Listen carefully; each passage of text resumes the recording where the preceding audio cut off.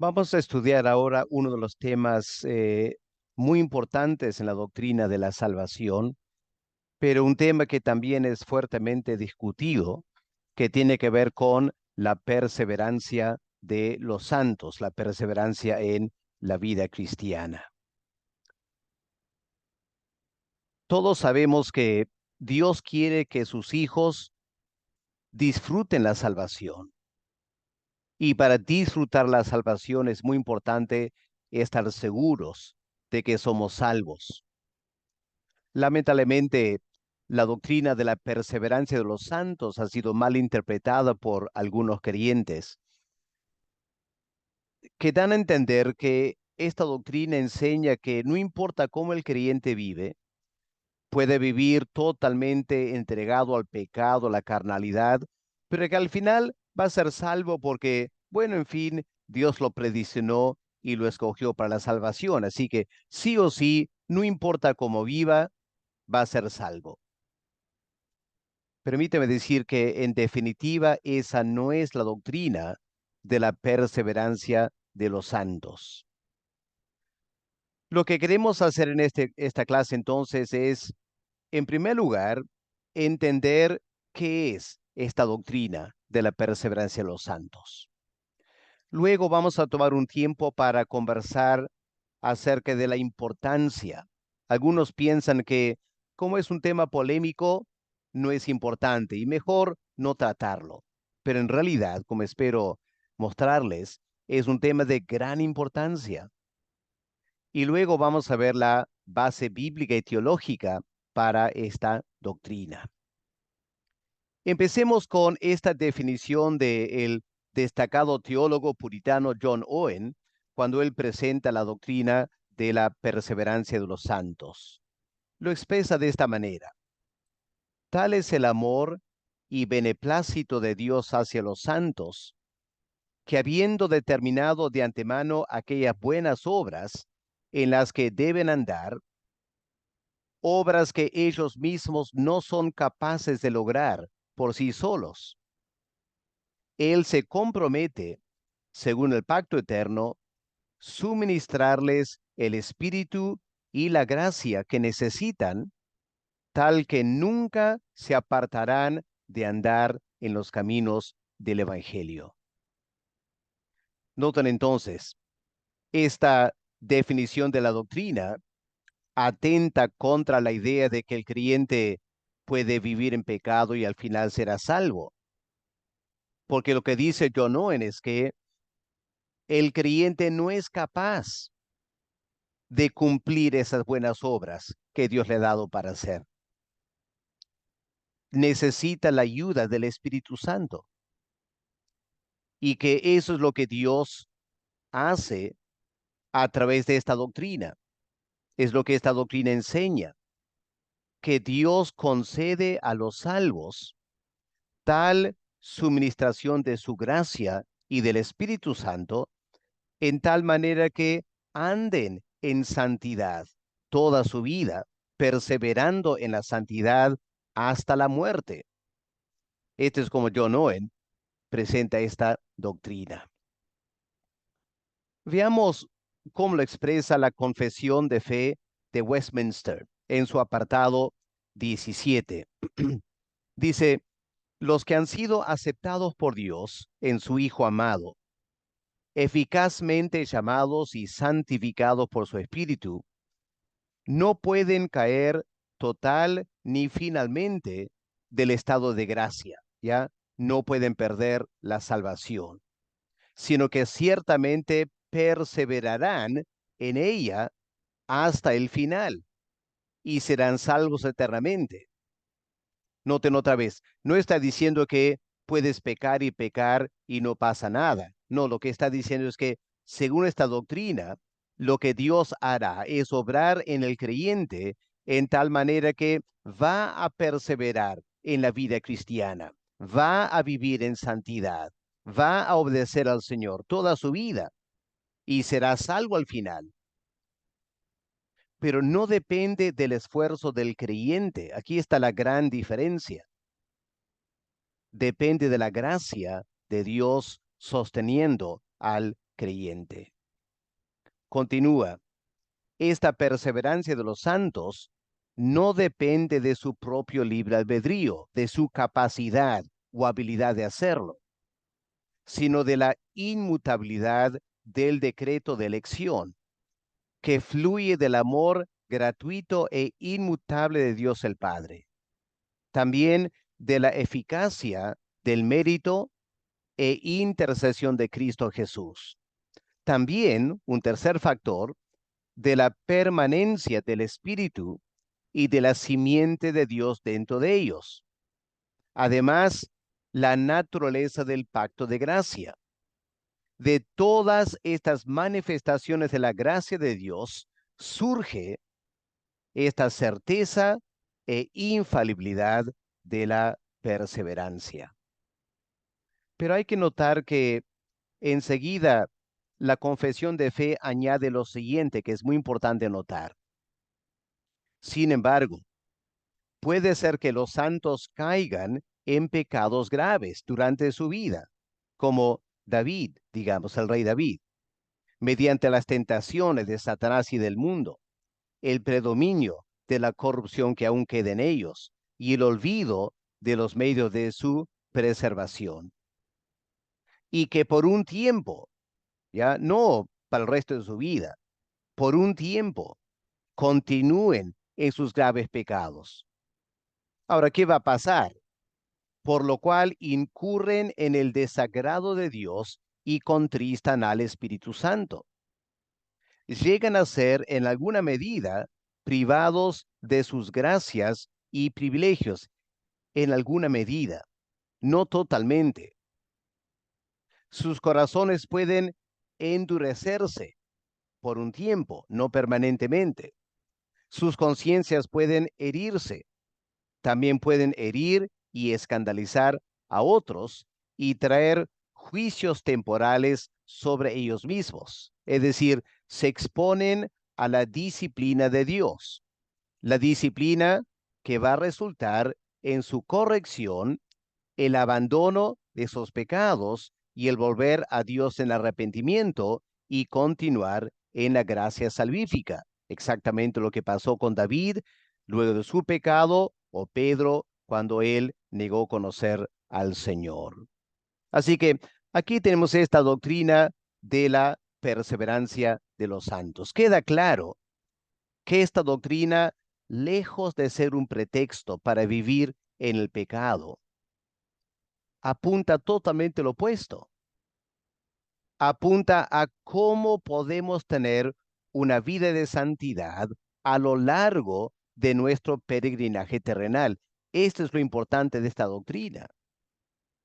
Bajo ningún pretexto podemos decir que una persona disfrutará la salvación de Dios a pesar de andar carnalmente. Me parece que es muy importante al comienzo de esta clase entender bien a dónde apunta esta doctrina de la perseverancia de los santos. Apunta precisamente a cómo vamos a vivir en santidad, cómo a pesar de tantos ataques espirituales en este mundo, cómo podemos estar seguros de que vamos a perseverar en santidad toda nuestra vida. Esta doctrina enseña eso. Eso nos lleva a tratar el tema de la importancia de esta doctrina. En primer lugar, hermanos, es importante para tener paz y contentamiento espiritual. Pensemos en la alternativa. Pensemos si la salvación se podría perder. La pregunta que hay que hacer inmediatamente es, ¿por qué pecados podría yo perder la salvación? Y lo que resultaría con esa creencia es que el creyente fácilmente podría ser asaltado por toda clase de dudas, incertidumbre, pasaría su vida cristiana cada día pensando, ¿habré cometido hoy el pecado imperdonable? ¿Habré cometido yo un pecado hoy que me aleja de la gracia de Dios para siempre? Nos imaginamos cuán fácil sería tener esa clase de vida llena de intranquilidad. ¿Y qué decir del momento de la muerte? Imagínese un creyente, está por morir y piensa que la salvación se podría perder. La pregunta es, en ese momento de morir, ¿cómo sabe que es salvo? Al evaluar su vida, ¿cómo sabe que en algún momento no cometió algún pecado que ofendió tanto a Dios que ya lo eliminó de la salvación? ¿Cómo sabe que está todavía en el estado de gracia? ¿Cómo sabe que ha confesado sus pecados? Porque, ¿qué va a pasar con su vida, su salvación, si muere sin haber confesado algún pecado? ¿Se imaginan las complicaciones para la vida del creyente y el momento de morir si uno no está seguro de la certeza de la salvación? En segundo lugar, el grave peligro de la jactancia delante de Dios. Porque imaginemos ahora una persona que, como los fariseos de antaño, hacen un tremendo esfuerzo toda su vida para nunca quebrantar una ley de Dios. Guarda la ley de Dios con tremenda firmeza. Y todos los días confiesa sus pecados. Correría el riesgo de los fariseos de llenarse de orgullo, ¿no es cierto? Gracias, Señor, he guardado toda tu ley, he confesado todos mis pecados. Ahora tú tienes que salvarme, pues. ¿Pueden captar ahí la jactancia del pecador delante de Dios? Tienes que salvarme, pues, porque yo me he mantenido en la salvación. Yo he hecho un gran esfuerzo. Yo. Hermanos, el ser humano jamás se podrá jactar delante de Dios. La salvación de comienzo al final no se debe a mis buenas obras, no se debe a mi permanencia en la vida cristiana. Mi salvación se debe única y exclusivamente a la gracia de Dios que ha obrado en mi corazón. Pero en tercer lugar, hermanos, esta doctrina de la perseverancia de los santos es tan importante por la clase de enemigos que tenemos, enemigos espirituales. Pensemos lo siguiente. Pensemos un momento, hermanos, en el número de nuestros enemigos. ¿Cuántos enemigos tenemos? Pensemos en la naturaleza de esos enemigos, esos demonios, el mundo en todas sus manifestaciones, nuestra carne con tantas debilidades. Pensemos en el poder de estos enemigos, atacando al creyente día tras día. Pensemos en la política de estos enemigos. Su propósito es hacernos caer, ¿no es cierto? Los demonios, Satanás, el mundo, la carne, tiene esta gran política, traer abajo al creyente. Estos enemigos nuestros son increíblemente sutiles. La malicia de esos enemigos es increíble. La tenacidad. No hay un momento que estos enemigos dejan de tratar de atacarnos y destruirnos. O pensemos en las grandes ventajas que tienen nuestros enemigos. Hermanos, si meditamos en estos enemigos, nos daremos cuenta si somos honestos. Tan solo uno de estos enemigos, el mundo, o la carne, o algún demonio, el más pequeño de estos enemigos, francamente, nos derrotaría por completo en nuestra vida cristiana si estamos solos luchando contra ellos. Hermanos, estos enemigos espirituales que tenemos nos lanzan tantas tentaciones, ¿no es cierto? Usando toda clase de em, carnadas estímulos que el creyente jamás podría resistirlos. El gran hombre David, tan solo viendo una mujer un rato, ya cayó en pecado. Imagínense si eso hubiera pasado día tras día. No solo una mujer, sino muchas mujeres. David estaría completamente derrotado, ¿no es cierto? La carne para David era un enemigo muy fuerte. O pensemos en las armas que tienen nuestros enemigos espirituales. El hecho, como mencioné, que nunca descansan, nunca nos dan tregua, siempre nos están atacando. Además, siempre están aprendiendo cómo atacarnos mejor. Hermanos, todo eso resultaría en que el creyente no tendría la menor posibilidad de resistir y no caer de la gracia de Dios. Es imposible para nosotros. Satanás y los demonios, el mundo, tienen miles de años de experiencia. El creyente recién está empezando la vida cristiana. ¿Te imaginas el nuevo creyente con tan poca experiencia tratando de lidiar contra enemigos que tienen una vasta experiencia de cómo hacer caer al creyente? Hermanos, la batalla sería entre protagonistas totalmente desiguales. Tomemos solo un ejemplo de un enemigo espiritual, nuestra naturaleza pecaminosa, que aún como creyentes todavía tenemos. Pensemos en primer lugar, ¿cuán cerca está de nosotros este enemigo? ¿Cuán cerca está para atacarnos? La naturaleza pecaminosa. Bueno, está dentro de nosotros, ¿no es cierto? Está dentro de nosotros todo el tiempo. La naturaleza pecaminosa nunca te deja.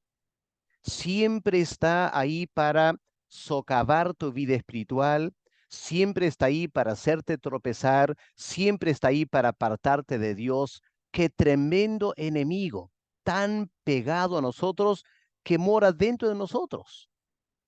¿Cómo esperamos vencer un enemigo que está tan cerca en nuestra propia vida?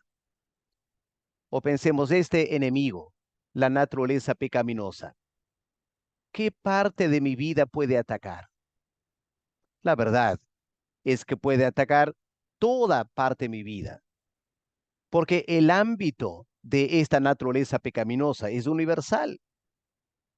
Afecta a cada rincón de mi ser, afecta a cada facultad que yo tengo. No hay ninguna parte de mi vida que no esté expuesta a este gran enemigo, la naturaleza pecaminosa. Mi mente está afectada por ella, ¿no es cierto? Mi corazón está infectada por esta naturaleza pecaminosa. Mi estado anímico también siente el impacto de la naturaleza pecaminosa. Los propósitos de mi vida, mi propia voluntad. ¿Cuántas veces nuestra voluntad nos traiciona indicando la naturaleza pecaminosa latente en nuestra voluntad? Nuestras emociones también. Hermanos, ¿se dan cuenta este poderoso enemigo, la naturaleza pecaminosa, dentro de nosotros? Ha afectado toda nuestra vida completamente. Pensemos en el poder de esta de esta naturaleza pecaminosa. Qué tremendo poder tiene. Nos hace la guerra todos los días. Lucha contra nosotros. ¿Quieres leer la Biblia? La naturaleza pecaminosa lucha contra eso. ¿Quieres orar? La naturaleza pecaminosa se resiste. ¿Quieres ir a la iglesia? La naturaleza pecaminosa también resiste a eso. ¿Quieres testificar? ¿Quieres obedecer a Dios? ¿Quieres guardar sus mandamientos? Todo el tiempo la naturaleza pecaminosa te ataca, te ataca y te ataca. Maquina contra el creyente, pelea contra el creyente.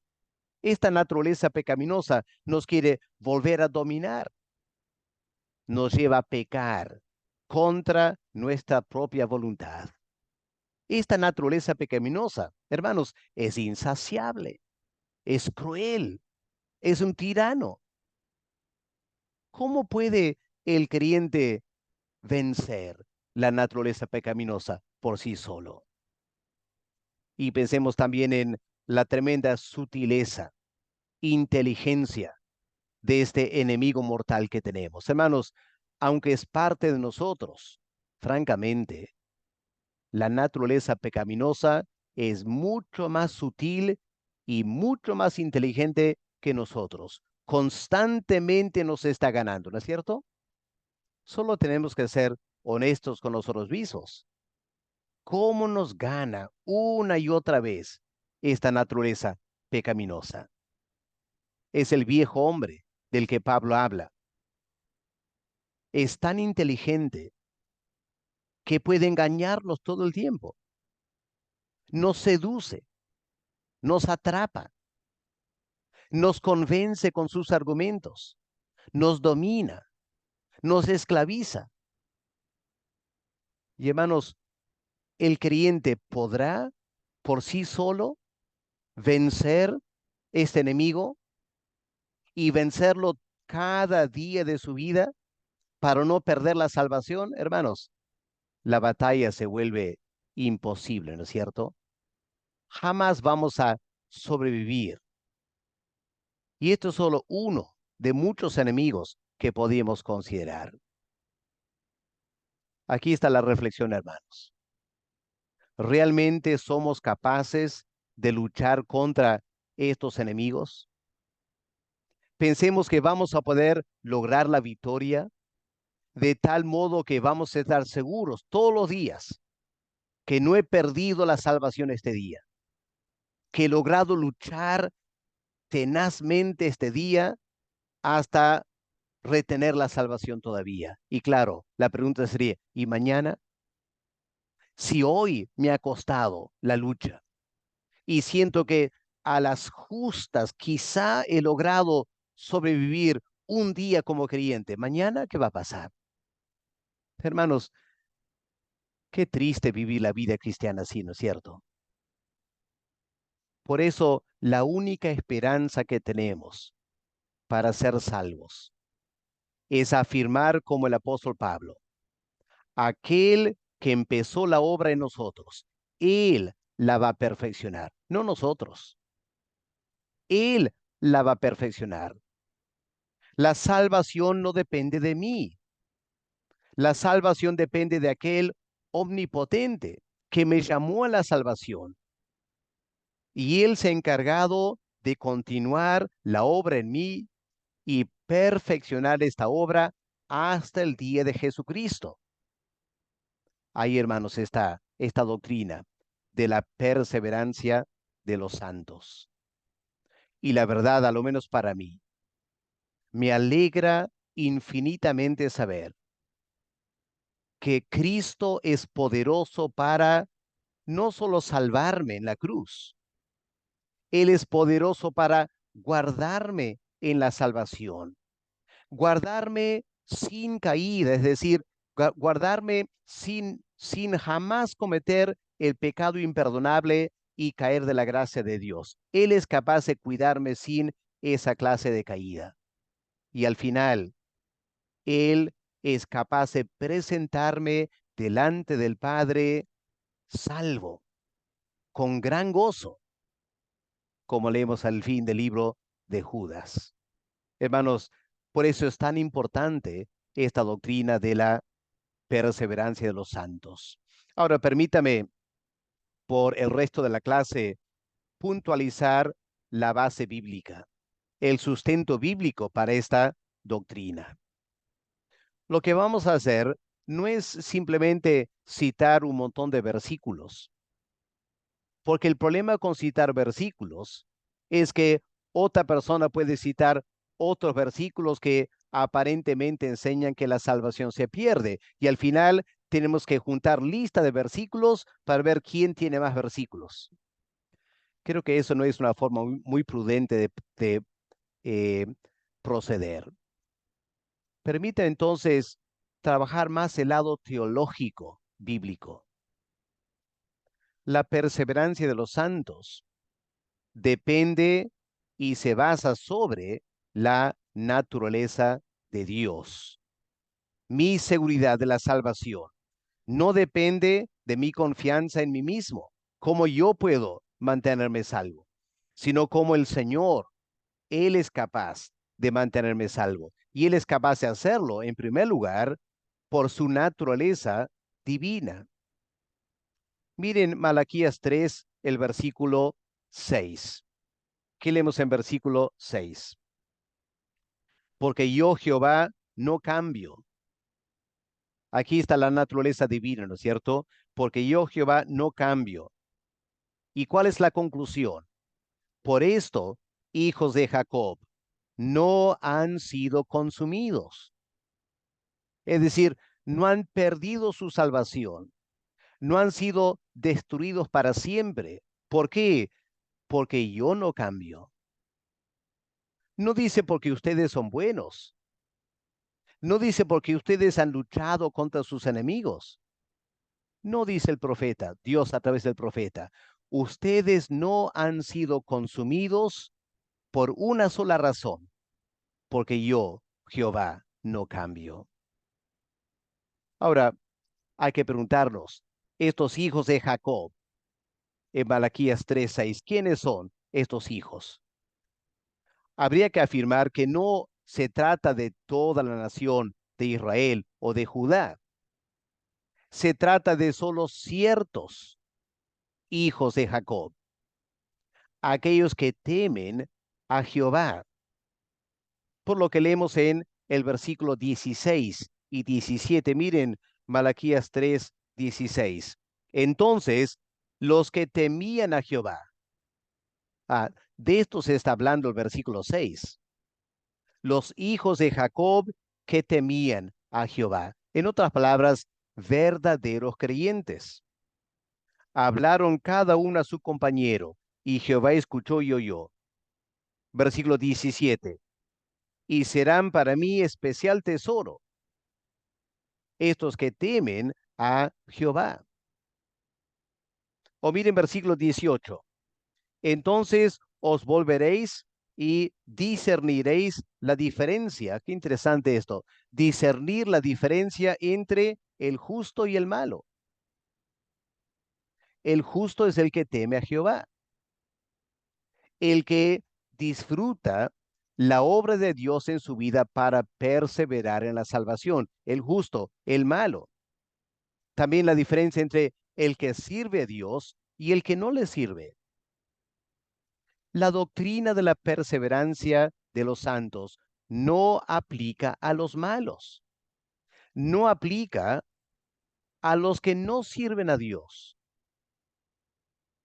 En la iglesia hay mucha gente que no teme a Dios. Hay mucha gente que no es justa, es mala. Hay mucha gente en la iglesia que no sirve al Señor.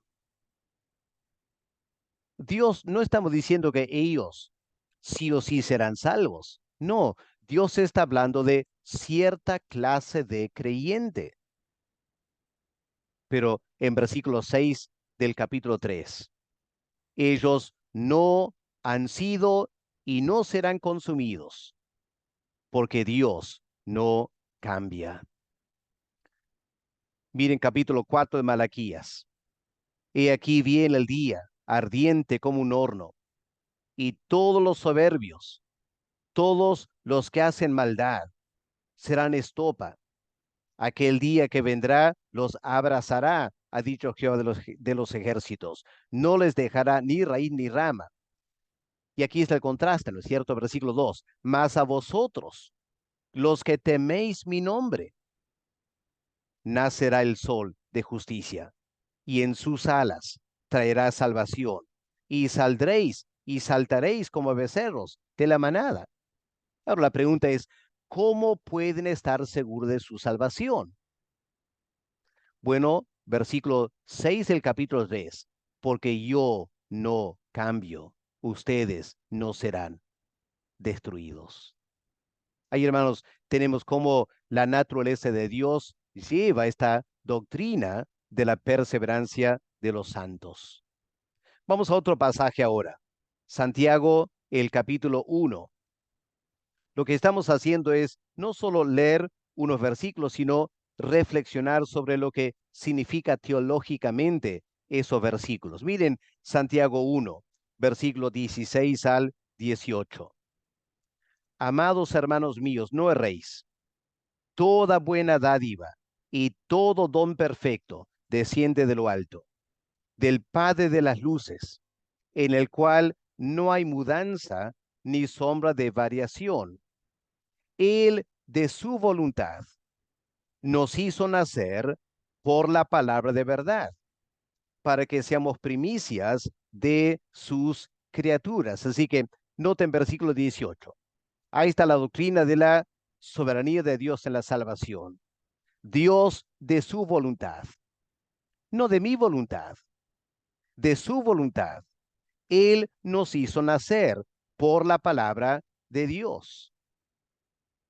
Hermanos, el nuevo nacimiento no depende de la voluntad nuestra, como dice Juan 1, versículo 13.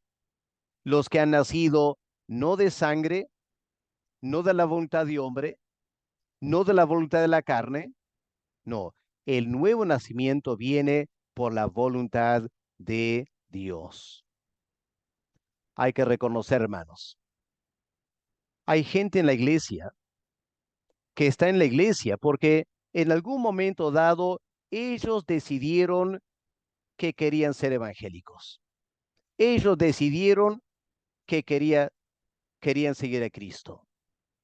Pero no nos equivoquemos, eso no es ninguna garantía de que Dios ha obrado en ellos. La gran pregunta tiene que ver con la voluntad de Dios. Ahora, no es que Dios a propósito resiste a algunos, sino que algunos responden al Evangelio por intereses personales. Yo quiero que Dios me sane, voy a la iglesia. Yo quiero cambiar para tener una mejor vida familiar, voy a la iglesia. Pero, ¿Dios ha hecho una obra en ellos? Lamentablemente, por eso encontramos en la iglesia mucha gente cuya vida no cambia.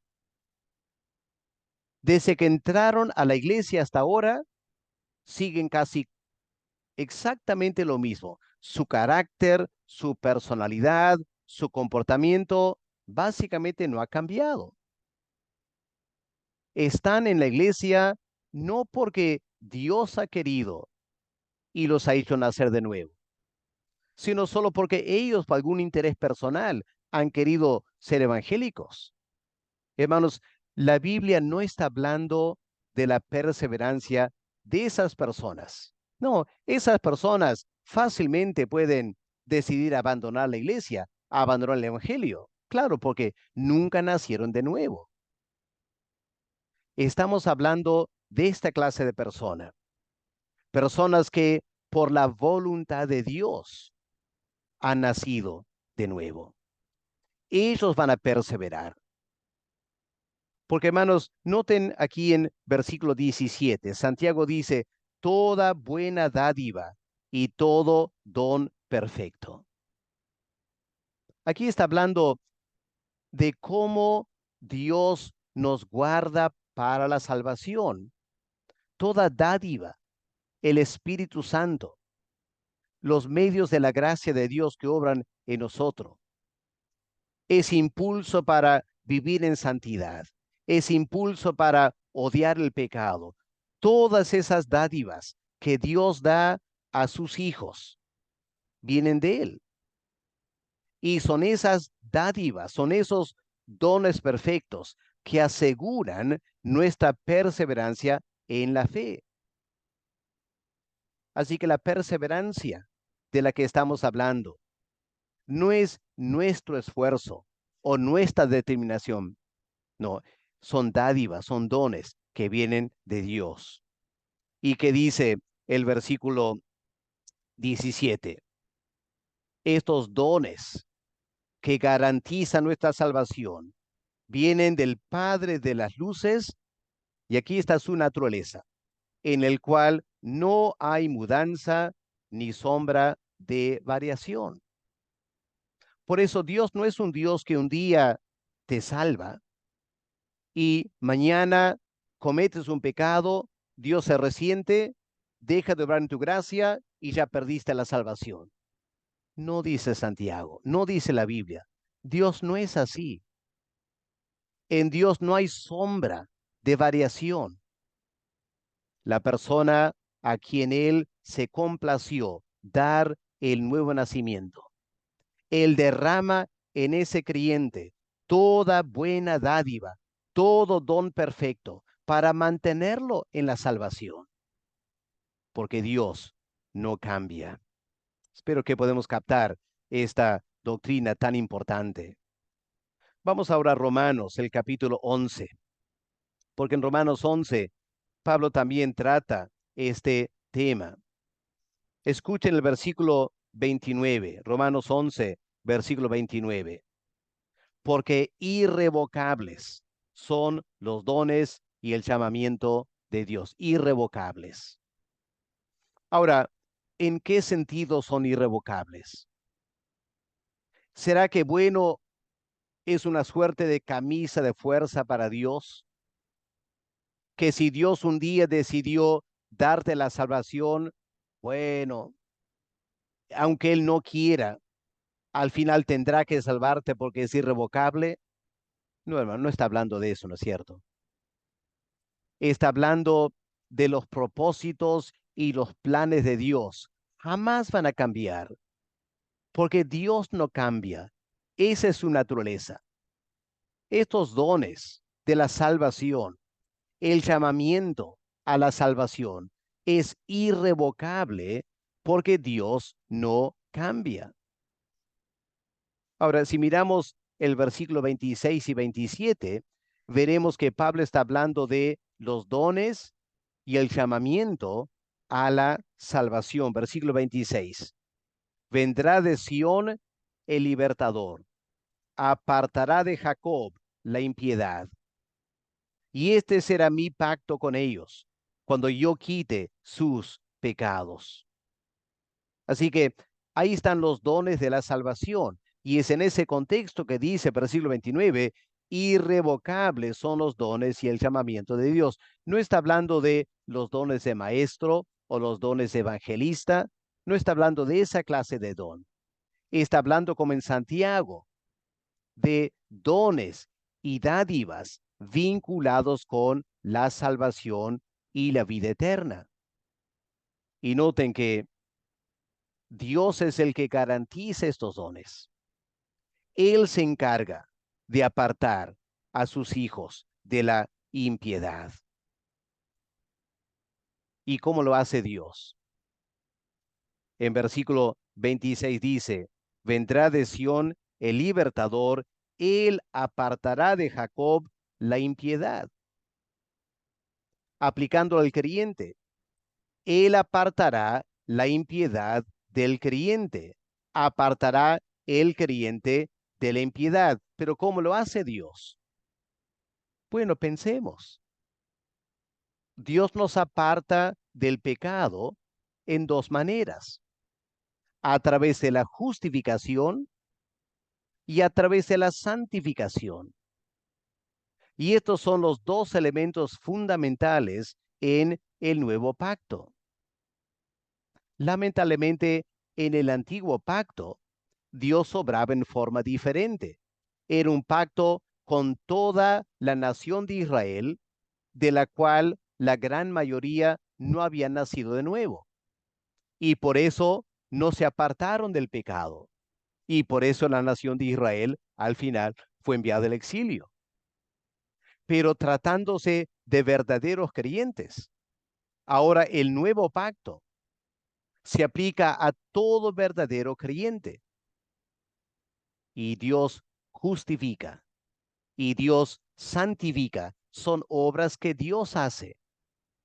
Y de esta manera nos aparta del pecado y en esa manera perseveramos como creyentes hasta el final porque Dios lo está haciendo. Irrevocables son el don de la justificación. Irrevocable es el don de la santificación, porque Dios no cambia. Él se ha trazado la meta de salvarnos y Él obrará en nosotros, llevándonos a vencer el pecado día tras día, a luchar contra el pecado. Es Dios quien obra en nosotros, el querer y el hacer. Por eso la salvación no se pierde, no porque yo sea tal clase de persona, sino porque lo que Dios se encarga de hacer dentro de mí. Vamos al Antiguo Testamento ahora. Vamos al libro de Isaías, el capítulo 40. Palabras conocidas, pero vamos a entenderlas quizá de una forma diferente en esta clase. Isaías 40, versículo 27. ¿Por qué dices, oh Jacob, y hablas tú, Israel? Mi camino está escondido de Jehová, y de mi Dios pasó mi juicio. ¿No has sabido? ¿No has oído que el Dios eterno es Jehová, el cual creó los confines de la tierra? Él no desfallece, él no se fatiga con cansancio. Su entendimiento no hay quien lo alcance. Él da fuerza al cansado. Él multiplica las fuerzas al que no tiene ningunas. Los muchachos se fatigan, se cansan. Los jóvenes flaquean y caen. Pero los que esperan a Jehová, que confían en Jehová, ellos recibirán nuevas fuerzas, levantarán alas como las águilas, correrán la vida cristiana, no se cansarán, caminarán y no se fatigarán. ¿Se encuentra, hermanos? No depende de nosotros como jóvenes. Podemos fácilmente cansarnos en la vida cristiana. Pero cuando estamos mirando a Dios y nuestra confianza está en Dios y en lo que Dios hace en nosotros, Él nos suministra tanta gracia que podemos correr y correr la carrera cristiana sin cansarnos hasta llegar a la eternidad. Ahora, en esta lucha contra el pecado, ¿cuántas veces como creyentes, si somos honestos, terminamos quejándonos en la lucha contra el pecado, sintiendo o alegando que Dios no parece interesarse en ayudarme, parece que estuviera distraído, no está atento a mis luchas? Por eso las preguntas en versículo 27, ¿por qué dices? Podemos ponerlo de esta manera, ¿por qué dices, oh creyente? ¿Por qué hablas, oh cristiano? Mi camino está escondido de Jehová, y de mi Dios pasó mi juicio, como si eso fuese posible. Y el profeta, Dios a través del profeta dice, eso no es cierto. Es imposible que Dios no esté al tanto de mi experiencia día tras día, porque Él es el Dios eterno. Él no desfallece, Él no se fatiga, y Él es el que se encarga de dar fuerza al cansado. Por eso, como hemos leído, en esta lucha espiritual contra la carne, los demonios, Satanás, el mundo, mi naturaleza vieja, etcétera, en toda esa tremenda lucha espiritual, los que esperan en Jehová recibirán nuevas fuerzas, tal que día tras día se levantarán como las águilas, correrán la carrera cristiana sin cansarse, caminarán sin fatigarse, no importa los enemigos. Porque mayor es el que está en nosotros que el que está en el mundo. La salvación del creyente está asegurada, no por sus esfuerzos, como los fariseos pensaban, sino por el poder de aquel que nos llamó a la salvación. Él es inmutable, Él no cambia y nuestra salvación depende de la naturaleza de Dios. O miren también, sigamos pensando, eh, versículos, eh, miremos el versículo 26 ahora, Isaías 40, versículo 26. El salmista ha dicho, Él no cambia, pero versículo 26, levantad en alto vuestros ojos, mirad quién creó estas cosas. Hablando de los astros celestes, celestiales. Él saca y cuenta su ejército. Noten, Él las saca, Él las cuenta. A todas llama por nombre y ninguna estrella jamás faltará. ¿Por qué? Porque Él las creó. Él conoce las estrellas. Tal es la grandeza de la fuerza de Dios, el poder de Dios. Ahora, apliquemos eso a la salvación. Hermanos,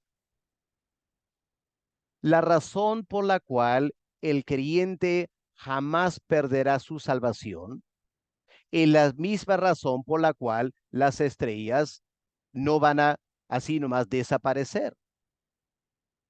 Porque el Dios que sostiene las estrellas es el Dios que sostiene al creyente, lo que asegura nuestra salvación. No es la fuerza y el propósito de mi libre albedrío que jamás podría resistir a tantos enemigos. No, lo que me asegura la salvación es la grandeza de la fuerza de Dios, el poder de su dominio. Así que, hermanos, lo que estamos diciendo es que la perseverancia de los santos en la salvación se fundamenta sobre cuatro cosas importantes. En primer lugar, la naturaleza eterna de Dios. En segundo lugar, su poder. En tercer lugar, su naturaleza inmutable. Él no se fatiga. Él no se fatiga con nosotros. Él nunca se cansa de trabajar con nosotros para que dejemos de pecar. Podemos tener caída tras caída y podemos hacer que aún el pastor pierda paciencia con nosotros. Ah, pero no Dios. Él no se fatiga. Y la sabiduría de Dios para ayudarnos a perseverar en la vida cristiana. Bueno, su entendimiento. No hay quien lo alcance. Así que quiero que piensen en esta frase. Para que un creyente llamado por Dios a la salvación se pierda eternamente, Dios tendría que dejar de ser Dios. Es la única manera en la cual un creyente regenerado por el Espíritu Santo y llamado por Dios a la salvación, la única forma que esa persona podría perderse eternamente es si Dios dejara de ser Dios. Pero claro, eso como jamás va a pasar, tampoco jamás un creyente perderá su salvación. Miren también aquí en Isaías, el capítulo 48, los primeros 8 versículos. ¿Qué leemos aquí? Ahora pues, oye Jacob, siervo mío, y tú Israel, a quien yo escogí.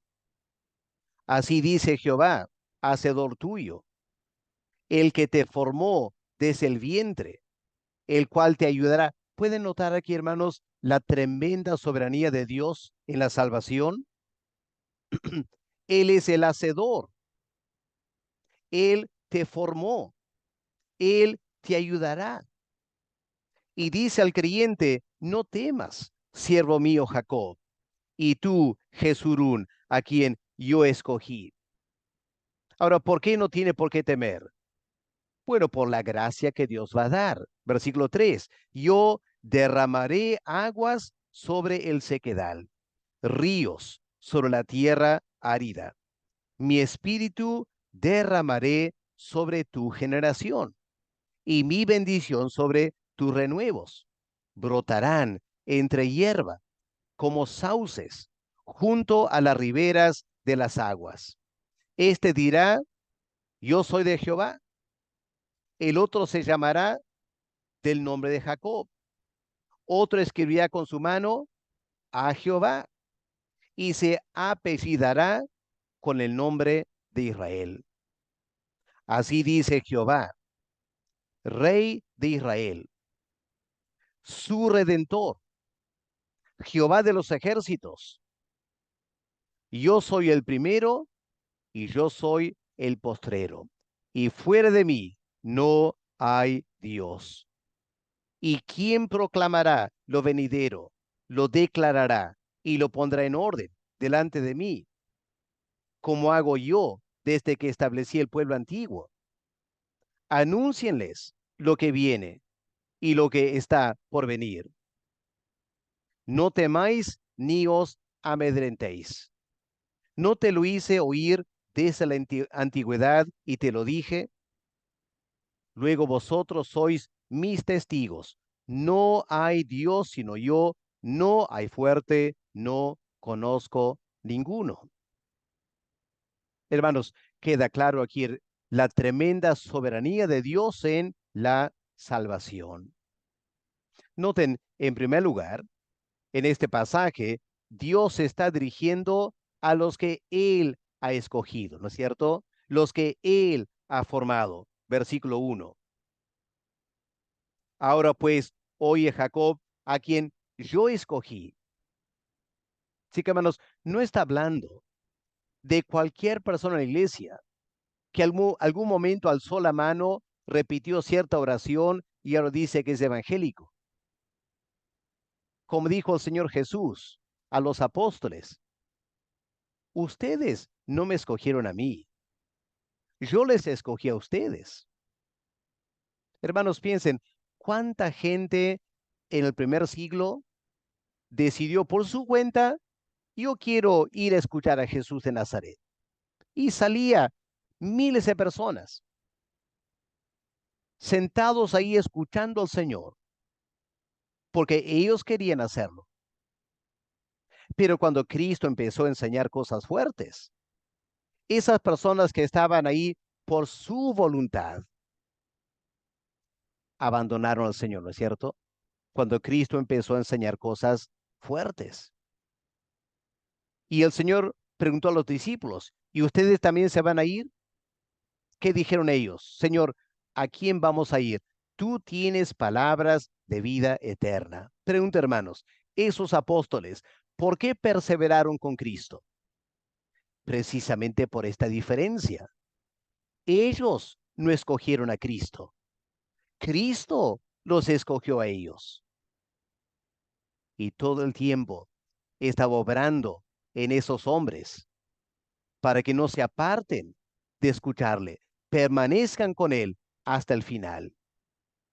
Y aunque cuando murió lo abandonaron por un tiempo, luego fueron restaurados, porque él los había escogido a ellos. Por eso, hermanos, es tan importante. Estamos hablando de la perseverancia, no de cualquier persona que se llama cristiano. No, no, no. Estamos hablando de la perseverancia de aquellos que Dios ha llamado a la salvación, los que Dios ha escogido a la salvación. Es a ellos que Dios dice, no temas. Es a ellos que dice, no te desalientes.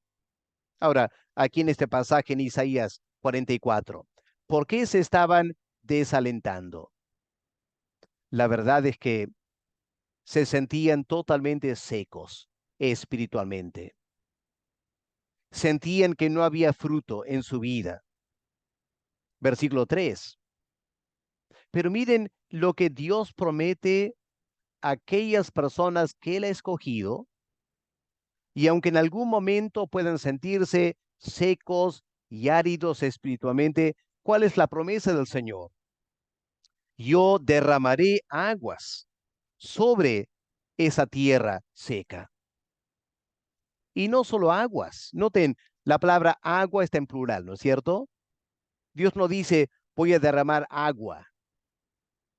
Lo pone en plural, aguas, apuntando a una abundancia del Espíritu Santo. Tal abundancia que enseguida Dios usa la palabra ríos, ríos de agua. El poder omnipotente del Espíritu Santo derramado en aquellos que Dios ha llamado a la salvación. ¿Y cuál será el resultado? Frescura, fruto espiritual. Porque dice versículo 4, gracias a esta obra de Dios en los escogidos, brotarán entre hierba, pero no solo hierba, dice como sauces, árboles grandes, junto a las riberas de las aguas. Ahora, todo esto no se debe a su esfuerzo, no se debe a su libre albedrío, no, se debe al poder de Dios obrando en ellos. Cuán importante es captar eso, hermanos. La razón por la cual el creyente verdadero persevera en la fe no es porque él o ella hacen un enorme esfuerzo. Claro, hay que hacer un esfuerzo, pero nuestro esfuerzo no es suficiente. Es la gracia de Dios que derrama en nosotros por su Espíritu en tal manera que a veces en contra de nuestra propia habilidad y a veces hasta de nuestro deseo personal, viene este fruto, viene este vigor, viene esta firmeza espiritual, porque es Dios que está obrando en nosotros. Ahora, noten aquí en este pasaje que cada persona es consciente de que Dios está obrando. Porque miren versículo 5, este dirá, yo soy de Jehová. Noten, no dice, estoy aquí por mí mismo, yo me he salvado a mí mismo, yo he logrado perseverar. No, no, no, no. Son conscientes de la gracia de Dios. Yo soy de Jehová. Otro se llamará del nombre de Jehová. Otro escribirá con su mano a Jehová. Va a tomar el apellido de Jehová. Todas esas cosas apuntan a esta gran convicción. Es Dios quien ha obrado en mi vida. Tengo fruto espiritual por lo que Dios ha hecho, no por lo que yo hago. Ahora, como dije al comienzo, frente a los grandes enemigos que tenemos, el creyente por sí solo no es capaz de lidiar. Siempre el mundo, la carne, Satanás y los demonios siempre nos ganarán si estamos peleando solos. Pero la verdad es que el verdadero creyente no está peleando solos. Hay alguien que pelea conmigo. ¿Y quién es el que pelea conmigo? Miren estos nombres aquí. El nombre Jehová, el hacedor tuyo, el que te formó desde el vientre. Él está obrando para tu salvación. Este es Jehová, el Rey de Israel. Él es el Redentor. Él es Jehová de los ejércitos. Traten de captar el poder latente en estos nombres que apunta a Dios. Yo soy el primero. Yo soy el postrero. No hay fuerte como yo. Proclama lo venidero. Lo declara. Él lo pondrá en orden. Cuán importante, hermanos, es captar esto. Las salvaciones de Dios, de comienzo al final, en Cristo, Él nos justifica. A través del Espíritu Santo, Él nos santifica. Es su poder que nos mantiene en la vida cristiana. Hermanos, como este tema se va a alargar, vamos a detenerlos ahí porque no quiero cansarles. Hagamos esta primera parte y luego continuaremos porque tenemos mucho más que estudiar y haremos la clase entonces en dos partes. Pero tomemos un momento ahora para reflexionar. El que empezó la buena obra en nosotros, Él no cambia. Él es omnipotente. Él se ha encargado de obrar en nosotros para que perseveremos toda nuestra vida cristiana y al final seremos salvos eternamente. Vamos a continuar con esta clase en un segundo momento.